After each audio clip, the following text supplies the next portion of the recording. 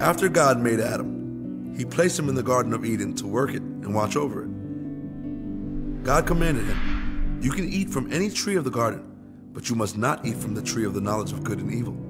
For on that day you eat from it, you will certainly die."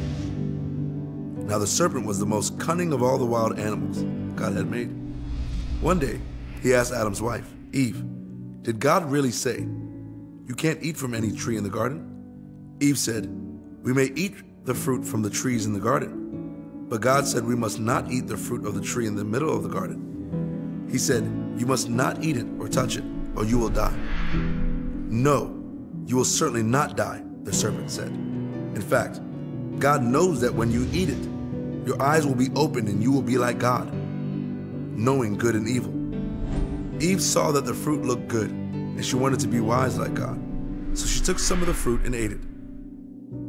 She gave some to Adam, who was with her, and he ate it too. As soon as they ate the fruit, their eyes were opened, and they knew that they were naked. They made clothes for themselves by sewing together fig leaves. In the evening, Adam and Eve heard God walking in the garden, so they hid. God called out to Adam, "Where are you?" Adam replied, "I heard you in the garden, and I was afraid because I was naked, so I hid." God asked Adam, "Who told you that you were naked? Did you eat from the tree that I commanded you not to eat from?"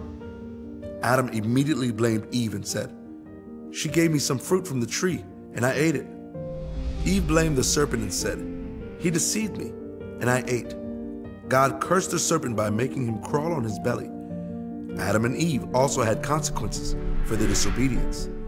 Life would be hard and painful, all because of sin. The ultimate consequence for humanity's disobedience to God is death. But God promised that one of the woman's descendants would destroy the serpent. God was merciful to Adam and Eve. He made clothes for them out of animal skins before he sent them out of the garden. God put angels and a sword of fire at the entrance of the garden to guard the way to the tree of life. Adam and Eve sinned when they rejected God's good plan and disobeyed his command. Sin separates people from God, but God didn't leave them without hope. God sent his son, Jesus, to live as Adam didn't, perfectly sinless. God the Son came to earth as a man to rescue people from sin.